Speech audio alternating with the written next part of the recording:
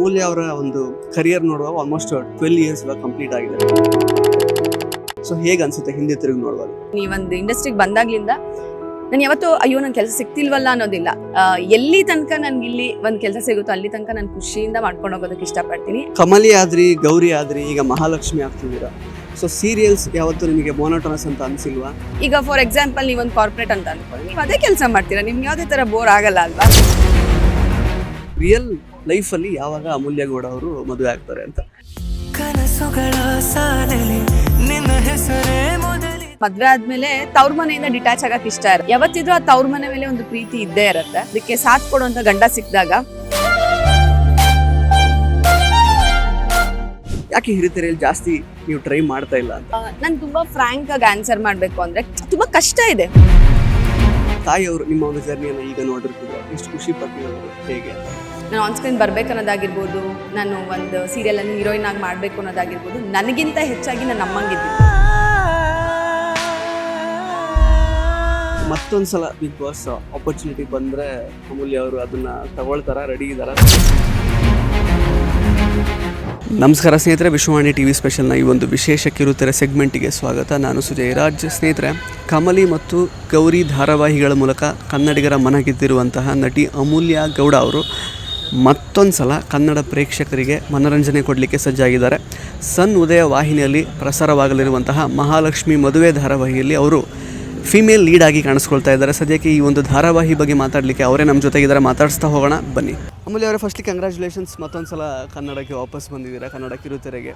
So ಎಲ್ಲಿ ಹೋಗಿದ್ರಿ ಇಷ್ಟು ವರ್ಷ, ಏನು ಮಾಡ್ತಾಯಿದ್ರಿ ಶ್ರೀಗೌರಿ ನಂತರ? ಎಲ್ಲೂ ಹೋಗಿರಲಿಲ್ಲ, ತುಂಬ ದಿನ ಏನಾಗಿಲ್ಲ ಶ್ರೀಗೌರಿ ಮುಗ್ದು. ಐ ಥಿಂಕ್ 1 ವರ್ಷ ಆಗಿತ್ತು ಅನಿಸುತ್ತೆ. ಸೊ ಸದ್ಯಕ್ಕೆ ನಾನು ಮಧ್ಯದಲ್ಲಿ ತೆಲುಗು ಪ್ರಾಜೆಕ್ಟ್ ಮಾಡ್ತಿದ್ರಿಂದ ಅಲ್ಲಿ ಬ್ಯುಸಿ ಇದ್ದೆ. ಇವಾಗ ಮತ್ತೆ ನಮ್ಮ ಕನ್ನಡದಲ್ಲಿ ಕಾಣಿಸ್ಕೊಳ್ಳೋ ಅಂಥ ಒಂದು ಅವಕಾಶ ಸಿಕ್ಕಿದೆ. ತುಂಬ ಖುಷಿಯಾಗಿದ್ದೀನಿ ಆ್ಯಂಡ್ ಖುಷಿಯಿಂದ ಈ ಪ್ರಾಜೆಕ್ಟ್ ಮಾಡ್ತಾಯಿದ್ದೀನಿ. ಸೊ ಮಹಾಲಕ್ಷ್ಮಿ ಮದುವೆ ಪ್ರೋಮೋ ಮೂಲಕ ಸಾಕಷ್ಟು ನಿರೀಕ್ಷೆ ಹುಟ್ಟಾಕಿರುವಂತಹ ಒಂದು ಧಾರಾವಾಹಿ ಅಂತಲೇ ಹೇಳ್ಬೋದು. ಪ್ಲಸ್ ಕಾನ್ಸೆಪ್ಟ್ ಕೂಡ ತುಂಬ ಯೂನೀಕ್ ಆಗಿದೆ. ಅಂದರೆ ನಾನು ಮದುವೆಗೆ ಹೋದರೂ ಕೂಡ ನನ್ನ ವರಮಾನ ಏನು ಆದಾಯ ಬರುತ್ತೆ ಅದನ್ನು ನನ್ನ ತವ್ರ ಮನೆಗೆ ಕೊಡ್ತೀನಿ ಅಂತ ಹೇಳ್ಕೊಂಡು ಮಹಾಲಕ್ಷ್ಮಿ ಒಂದು ಹೊಸ ಕಂಡೀಷನ್ ಎಲ್ಲ ಇಟ್ಟಿದ್ದಾರೆ. ಸೊ ನಿಮಗೆ ಈ ಒಂದು ಪಾತ್ರ ಎಷ್ಟರ ಮಟ್ಟಿಗೆ ಕನೆಕ್ಟ್ ಆಗುತ್ತೆ, ಎಷ್ಟರ ಮಟ್ಟಿಗೆ ರಿಲೇಟ್ ಆಗುತ್ತೆ ಅಂತ?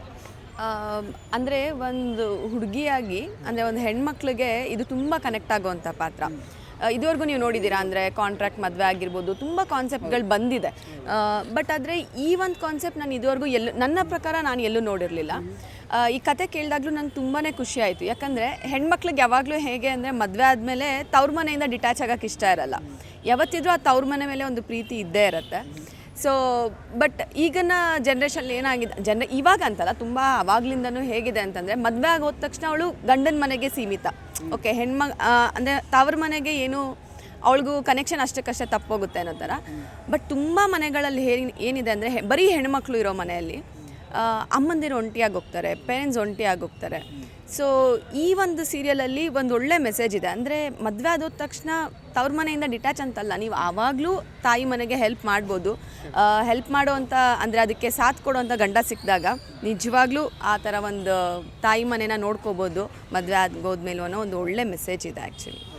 ಅಂದರೆ now that times have changed. ಅಂದರೆ ಈ ಥರ ಆಲ್ಮೋಸ್ಟ್ ಥಿಂಕ್ ಮಾಡುವಂತಹ ಅಂದರೆ ಜನಗಳು ತುಂಬ ಕಡಿಮೆ ಇದ್ದಾರೆ ಅನ್ನೋ ಅಂತ ಅಂದ್ಕೊಳ್ಬೋದು ಆ್ಯಕ್ಚುಲಿ. ಬಿಕಾಸ್ ಇಲ್ಲ ಇದೆ, ಇನ್ನು ಪೆನೆಟ್ರೇಟ್ ಅಂದರೆ ಕೆಲವು ರಿಮೋಟ್ ಏರಿಯಾಸ್ ಅದೆಲ್ಲ ಇನ್ನೂ ಕೂಡ ಅದೇ ಥರ ಥಿಂಕ್ ಮಾಡ್ಬೋದು. ಇಲ್ಲ ಮದುವೆ ಆಗಿ ಬಂದಮೇಲೆ ನೀನು ಕೊಟ್ಟು ಹೆಣ್ಣು ಕುಲಕ್ಕೆ ಹೊರಗೆ ಅನ್ನೋ ಥರ ಟ್ರೀಟ್ ಮಾಡ್ತಾರೆ. ಬಟ್ ನಿಮಗೆ ಪರ್ಸ್ನಲಿ ಅಂದರೆ ನಿಮ್ಮನ್ನು ಲೈಕ್ ಮದುವೆ ಆಗುವಂತಹ ಹುಡುಗ ಅಂದರೆ ಯಾವ ರೀತಿ ನಿಮಗೆ ಲೈಕ್ ಅಂದರೆ ಈ ಥರ ಫ್ರೀಡಮನ್ನು ಕೊಡಬೇಕು? ಬಿಕಾಸ್ ಇಲ್ಲಿ ಪರ್ಮಿಷನ್ ಅನ್ನುವಂತಹ ವಿಚಾರ ಬರುತ್ತೆ.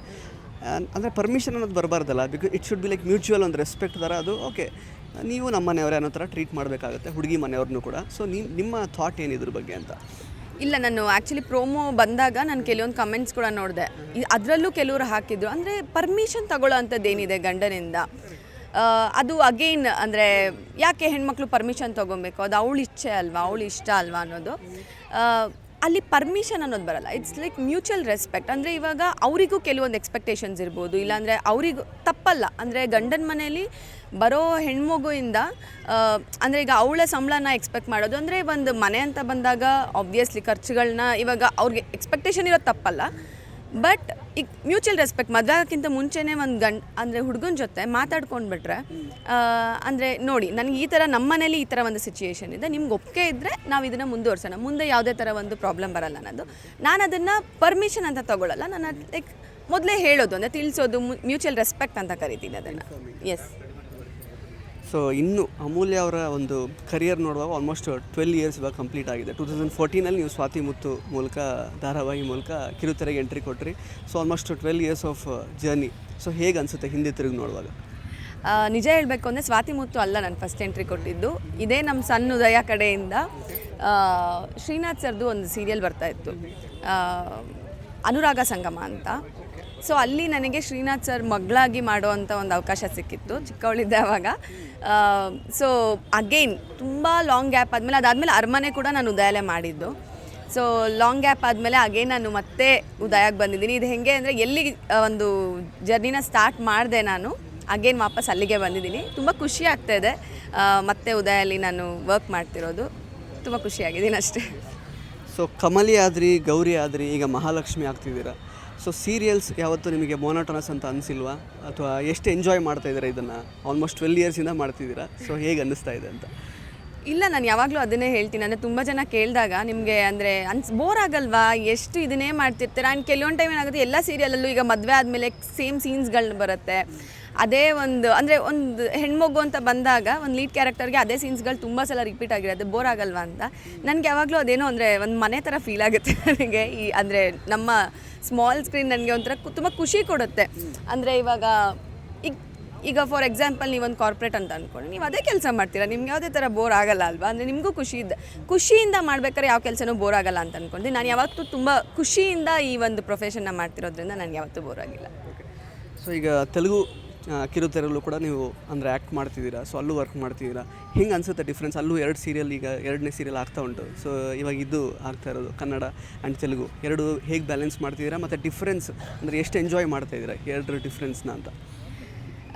ಖುಷಿ ಅಂತೂ ಇದೆ, ಯಾಕಂದರೆ ಲೈಫಲ್ಲಿ ಕೆಲಸ ಇಲ್ಲದೆ ಇದ್ದಾಗ ಅಂದರೆ ಅದ್ರದ್ದು ಕಷ್ಟ ಏನು ಅಂತ ತುಂಬ ಜನ ಹೇಳ್ಕೊತಾರೆ. ನನಗೆ ನನ್ನ ಲಕ್ಕಿ ಅಂತ ಹೇಳಬೇಕಂದ್ರೆ, ನಾನು ಈ ಒಂದು ಇಂಡಸ್ಟ್ರಿಗೆ ಬಂದಾಗಲಿಂದ ನಾನು ಯಾವತ್ತೂ ಅಯ್ಯೋ ನನ್ನ ಕೆಲಸ ಸಿಗ್ತಿಲ್ವಲ್ಲ ಅನ್ನೋದಿಲ್ಲ. ಸೊ ಅದಕ್ಕೋಸ್ಕರ ನಾನು ಯಾವತ್ತೂ ಅಯ್ಯೋ ಕಷ್ಟ ಆಗ್ತಿದೆ, 2 ಕಡೆ ನಾನು ಮ್ಯಾನೇಜ್ ಮಾಡಬೇಕು, ಆ ಥರ ಎಲ್ಲ ನನಗೆ ಯಾವತ್ತೂ ಅನಿಸಿಲ್ಲ.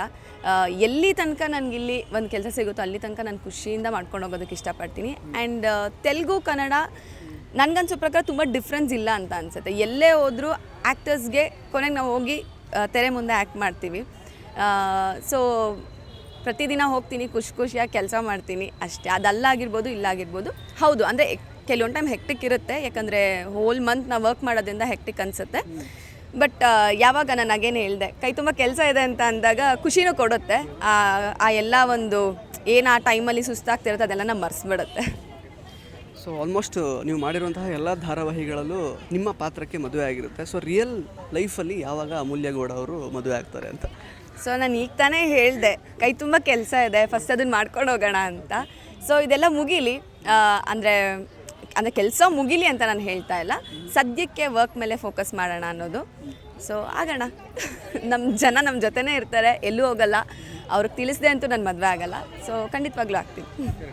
ಮತ್ತು ಇನ್ನೊಂದು ವಿಚಾರ ಅಂದರೆ, ಕೆಲವರು ನಿಮಗೆ ಫ್ಯಾನ್ಸ್ ಕೂಡ ಕೇಳ್ತಾ ಇರ್ಬೋದು, ಅಂದರೆ ಸೀರಿಯಲ್ಗೆ ಅವ್ರು ಕೇಳೋದು ಏನೋ ಉದ್ದೇಶ ಏನಿರ್ತದೆ, ಒಂದು ಮೊನೋಟನಸ್ ಆಗ್ತಿದೆ ಅಂತ ಒಂದು ಪ್ರಶ್ನೆ, ಮತ್ತು ಎಲ್ಲೋ ಒಂದು ಕಡೆ ಬರೀ ಸೀರಿಯಲಿಗೆ ಮಾತ್ರ ರಿಸ್ಟ್ರಿಕ್ಟ್ ಮಾಡ್ಕೊಳ್ತಿದ್ದಾರೆ. ಬಿಕಾಸ್ ಅಮೂಲ್ಯ ಅವರಿಗೆ ಹಿರಿತೆರೆಯಲ್ಲಿ ತುಂಬ ಚೆನ್ನಾಗಿ ಮಿಂಚುವಂತಹ ಒಂದು ಪೊಟೆನ್ಷಿಯಲ್ ಇದೆ ಅನ್ನೋ ಥರ ಎಲ್ಲ ಮಾತು ಕೇಳಿರ್ಬೋದು ನೀವು.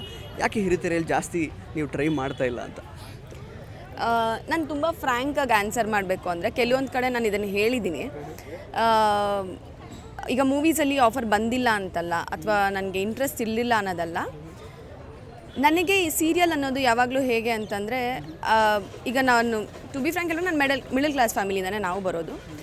ಇಲ್ಲಿ ನಮಗೆ ಎವ್ರಿ ಮಂತ್ ನಮಗೆ ಒಂದು ಅರ್ನಿಂಗ್ಸ್ ಅನ್ನೋದಾಗಿರ್ಬೋದು, ಅಂದರೆ ಸಂಬಳ ಅನ್ನೋದು ಒಂದು ಗೌರ್ಮೆಂಟ್ ಜಾಬ್ ಇದ್ದಂಗೆ ಇದು ನಮಗೆ. ಅಂದರೆ ತುಂಬ ಲಾಂಗ್ ರನ್ನಲ್ಲಿ ನಡೆಯೋದ್ರಿಂದ ಎಲ್ಲ ರೀತಿಯಲ್ಲಿ ನಾವು ಖುಷಿಯಾಗಿರ್ಬೋದು. ಅಂದರೆ ಈಗ ಮೂವೀಸ್ ಏನಾಗುತ್ತೆ ಅಂತಂದರೆ, ಒನ್ಸ್ ನಾವು ಅಲ್ಲಿಗೆ ಹೋದ್ಮೇಲೆ ಮೇಕ್ ಶ್ಯೂರ್ ಮಾಡಬೇಕು ನಾವು ಅಲ್ಲೇ ಸಸ್ಟೈನ್ ಆಗಲೇಬೇಕು. ಆ್ಯಂಡ್ ತುಂಬ ಕಷ್ಟ ಇದೆ, ಮೂವಿ ಇಂಡಸ್ಟ್ರಿ ಅಷ್ಟು ಈಸಿ ಇಲ್ಲ. ಹಂಗಂತ ಸೀರಿಯಲ್ ಇಂಡಸ್ಟ್ರಿ ಈಸಿ ಇದೆ ಅಂತಲ್ಲ. ನನಗೆ ಇಲ್ಲಿಂದ ನಾನು ಯಾವತ್ತೂ ಮೂವೀಸ್ಗೆ ಹೋಗಬೇಕು, ನನಗೆ ಇಲ್ಲಿ ಕೆಲಸ ಸಿಕ್ಕಿಲ್ಲ, ಅಥವಾ ಓಕೆ ಇಲ್ಲಿಂದ ನನಗೇನು ಇನ್ನೂ ಹೆಚ್ಚಾಗಿ ಸಿಗಬೇಕು ಅನ್ನೋದು ನನಗೇನು ಆ ಥರ ಅನಿಸಿಲ್ಲ. ನನಗೆ ಇಲ್ಲೇ ಯಾವಾಗಲೂ ನಂಗೆ ಜನದ ಪ್ರೀತಿ ಸಿಕ್ಕಿದೆ, ಕೈ ತುಂಬ ಸಂಬಳ ಸಿಕ್ಕಿದೆ, ಆ್ಯಂಡ್ ಕಂಟಿನ್ಯೂಸ್ ಆಗಿ ಪ್ರಾಜೆಕ್ಟ್ ಸಿಗ್ತಿದೆ.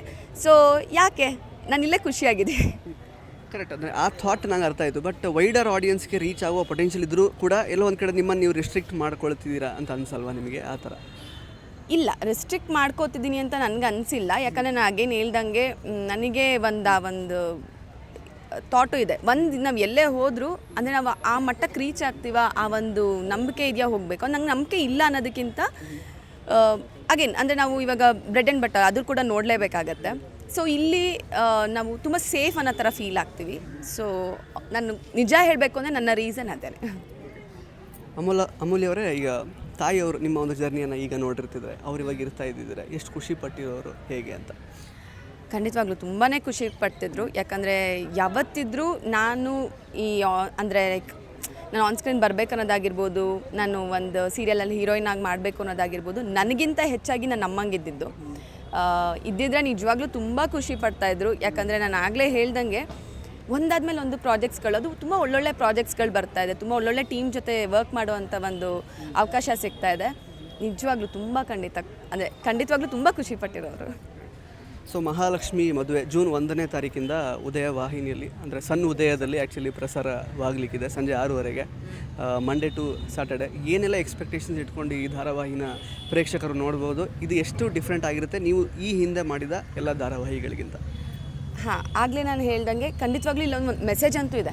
ಅಂದರೆ ಹೆಣ್ಮಕ್ಳಿಗೆ ಈಗ ನಾನು ಮದುವೆ ಆದಮೇಲೆ ತವ್ರ ಮನೆಗೆ ನಾನು ದುಡ್ಡು ಕೊಡ್ಬೋದಾ, ಆ ಥರ ಸ್ಟ್ರಾಂಗಾಗಿ ನಿಲ್ಬೋದಾ, ಆ ಥರ ಒಂದು ವಿಷಯದಲ್ಲಿ ನಿಜವಾಗ್ಲೂ ಒಂದು ತುಂಬ ಒಳ್ಳೆ ಮೆಸೇಜ್ ಇದೆ.